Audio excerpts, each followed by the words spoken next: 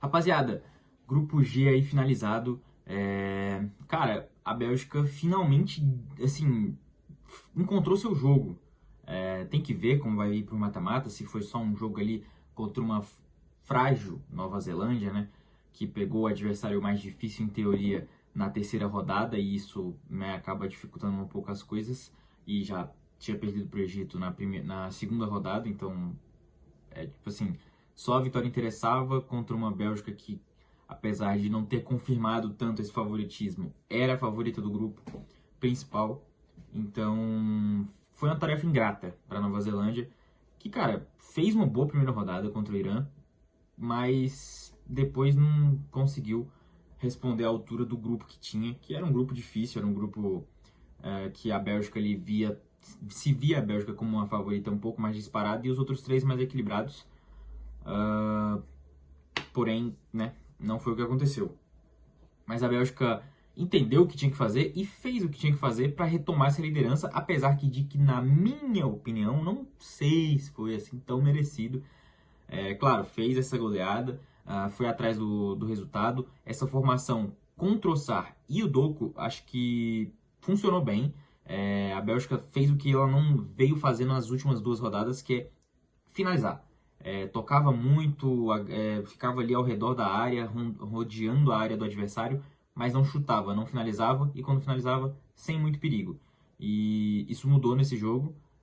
A Bélgica finalizou muito, teve muita oportunidade, muita chance de fazer gols, poderia ter sido mais elástico o placar. Então, assim, foi um bom jogo da Bélgica, foi um jogo competente da Bélgica. O Lukaku, acho que o Lukaku, assim como na primeira rodada, ele entrou no segundo tempo, entrou muito bem. Então acho que talvez esse seja agora mais a questão dele, seja um 12º jogador mesmo. Aquele cara que vai entrar no segundo tempo com o fôlego e físico dele, mas que não consegue mais desempenhar isso nos 90 minutos. Acho que o Lukaku tem que ser esse jogador de segundo tempo para dar aquele gás pro time, dar aquela força física na área e fazer mais gols, porque querendo ou não, quem pôs ele na liderança, quem pôs a Bélgica na liderança foi ele, com um gol e uma assistência ali nos dois últimos gols da Bélgica. Falando sobre o Egito e Irã, cara, que jogo maluco, velho, porque Irã poderia ter saído aí com 3-1, 4-1 desse jogo, porque simplesmente teve várias bolas na trave, duas ou três até, não lembro bem agora, e um gol anulado, um pênalti perdido, e tudo fica nisso, tudo isso fica na conta da história da Copa do Mundo, né? Infelizmente, essa foi uma história mais negativa para o Irã, e, cara, nossa, comemoraram tanto, fizeram, o cara tirou a camisa, todo mundo se reuniu lá no gramado, comemoraram, o preparador deitando no chão, comemorando, chorando, para depois ser anulado por uma ponta da chuteira, cara. Esse impedimento é cruel demais. Eu não concordo com esse tipo de impedimento, tá? Tipo, eu acho que o impedimento deveria ser algo mais, tipo assim, sei lá, o corpo todo a mais ali pra frente, sabe? Porque, cara, o que muda ali meio corpo pra frente, sinceramente, eu acho que não é uma regra meio descabida do futebol, mas regra é regra, está no regulamento atual, então tem que ser feita. Gol anulado, por assim, cara, por 1 milímetro mesmo, por pouquíssima coisa, bem no final do jogo. O Irã ainda tenta mais, tem duas finalizações perigosas, a última vai na trave e o jogo acaba com requintes de crueldade. O Irã fez o resultado logo no início e eu achei que o Irã não, desculpa, o Egito fez o resultado logo no início com 1-0. O Egito buscou muito esse jogo com o Salah, como fez na segunda rodada e deu certo, e tentou de novo, só que dessa vez tinha um Irã bem compacto que saía bem, né? Mostrou isso contra a Nova Zelândia, mostrou contra a Bélgica, é um time que sai bem da defesa para o ataque em transição. E aí, enfim, consegue o empate o Irã, porém o jogo fica um pouco mais equilibrado no primeiro tempo, mas no segundo acho que o Egito, como o empate já era deles e a Bélgica já estava mais na frente ao placar, já estava na liderança, acho que eles só quiseram garantir ali aquele segundo lugar. Porque por mais que o Egito se classificaria provavelmente com 4 pontos, mesmo sendo derrotado pelo Irã, acho que ninguém quer cair de primeiro para terceiro no grupo, né? Então, ainda mais sem a certeza da confirmação da classificação, porque era muito provável, mas não era impossível que eles se desclassificassem, mesmo com os 4 pontos. Mas, então acho que o Egito se compactou ali atrás para fechar a casinha, e o Irã foi atacando, foi criando chances, perigos, bola na trave, o goleiro fazendo defesa, algumas chances desperdiçadas, é verdade, algumas precipitações ali nas finalizações, mas foi cruel, cara. Foi assim, o Egito mereceu essa classificação, na minha opinião, principalmente pelo empate contra a Bélgica e a vitória contra a Nova Zelândia. Foi meio que, tipo assim, fez a sua tarefa nos 2 primeiros jogos, sabe? E assim, não fez um bom jogo hoje contra o Irã, mas também não foi péssimo. Tentou ainda o jogo que deu certo contra a Nova Zelândia. Foi tentado de novo, que foi o trabalho de bola mais com o Salah.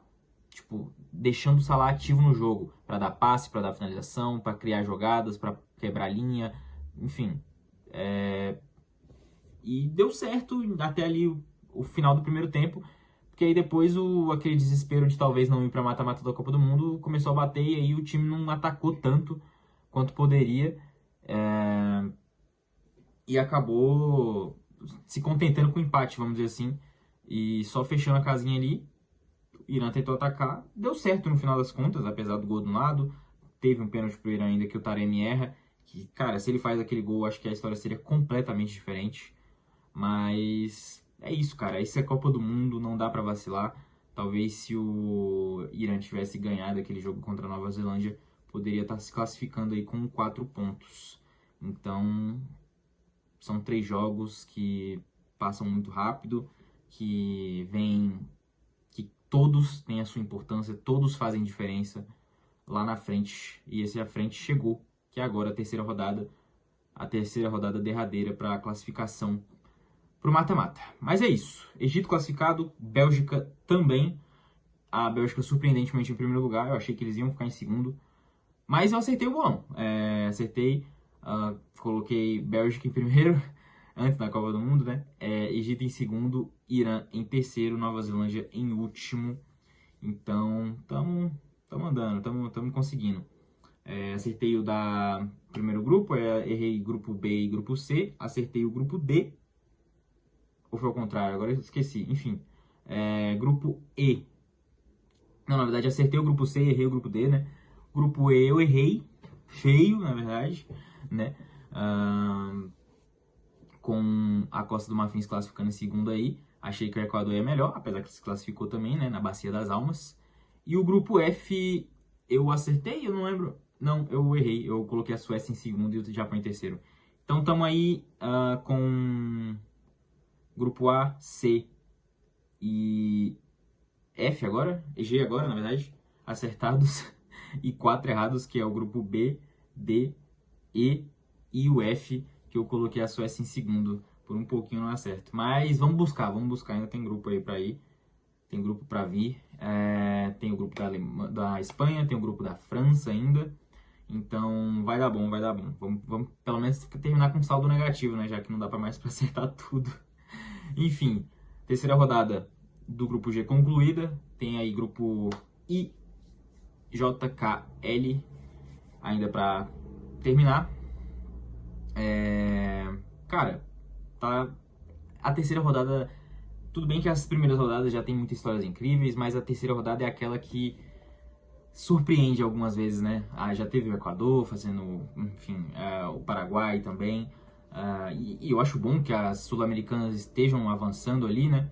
Exceto a Argentina. Mas a Copa do Mundo conta suas histórias, como eu venho dizendo, e acho que essa foi mais uma delas.